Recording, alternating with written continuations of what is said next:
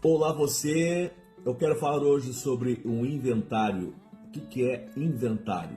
O escritório Júlio Lima Advogados é especializado em realizar inventário, tanto judicial como extrajudicial. Qual é a diferença do judicial ou extrajudicial? O extrajudicial não pode ter litígio, não pode ter menores, enfim, tem que ser um consenso ali dos herdeiros, da meera, não pode ter pessoa curatelada, enfim, alguns requisitos lá para ser mais célere o processo extrajudicial. Já o judicial, ele pode ser tanto extrajudicial, isso vai a consenso comum, né, de cada pessoa, né? Tem pessoas que preferem o inventário judicial porque, de certa forma, ele é mais econômico. Por exemplo, se a parte ela tem a AJG, que é Assistência Judiciária Gratuita, isso é possível de pleitar inclusive em inventário, com comprovantes, carteira de trabalho, contra-cheque, pessoa desempregada, blá blá blá, ela não tem condições de pagar as custas, no inventário também é possível isentar. Já no extrajudicial não, o tabelião ele vai bater o martelo lá, quer receber também a sua taxa lá do cartorial, né? E se torna um pouco mais caro. Agora, a questão da rapidez. Mas na justiça demora muito.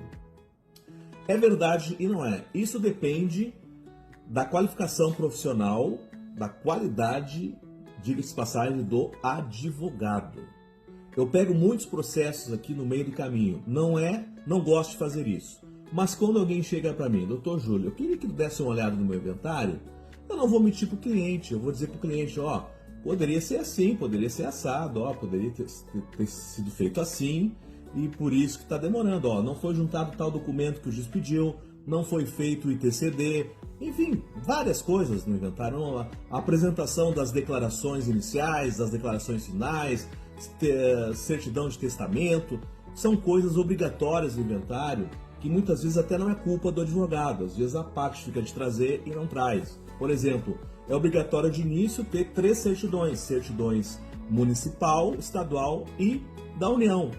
O DECURS não pode ter conta. Por exemplo, se tem dívida de IPTU, obviamente vai estar uma certidão positiva constando a dívida no município, correto? Inclusive do próprio imóvel ou de outro imóvel falecido. O que se faz? Vai lá, faz um acordo, a primeira parcela paga já vai dar a certidão cabível para o inventário, porque é uma certidão que vai ser gerada positiva, mas com efeito de negativa. E quanto ao ITCD, aí é que muitos processos estão travados nessa questão e, inclusive, muitas pessoas são prejudicadas pela falta técnica de um profissional realmente especializado em inventário.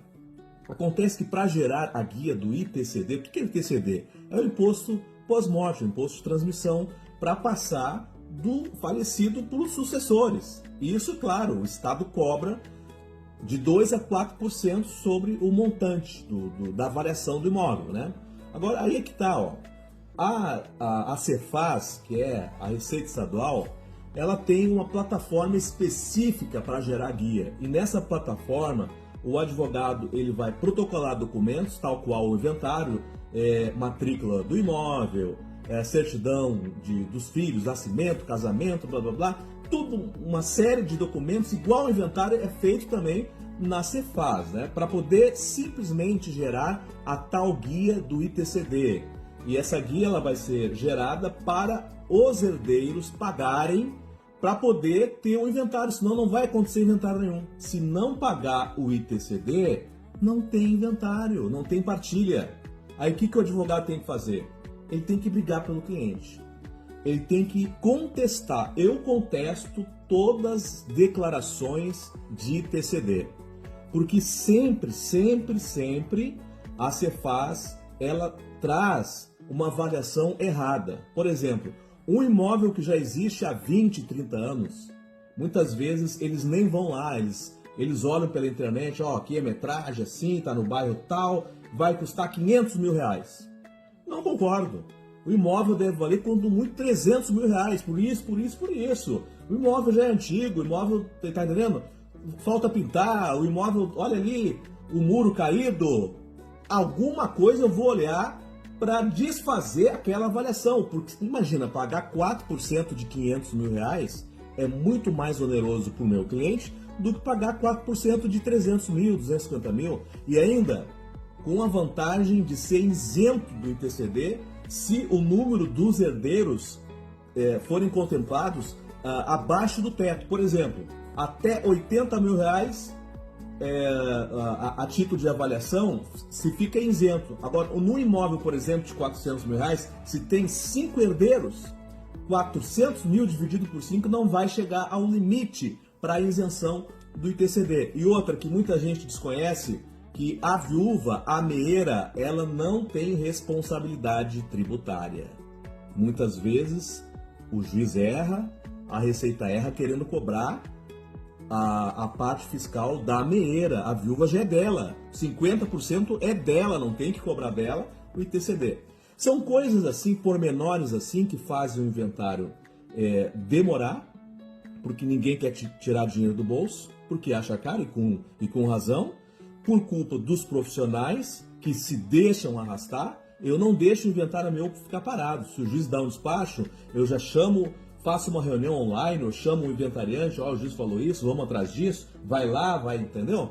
Eu não deixo o inventário ficar parado, né? Porque eu sei que se sair a herança, sair a partilha, eu também vou ganhar a minha parte, né? Então a gente não pode prejudicar o cliente. Falando de inventário, é isso aí.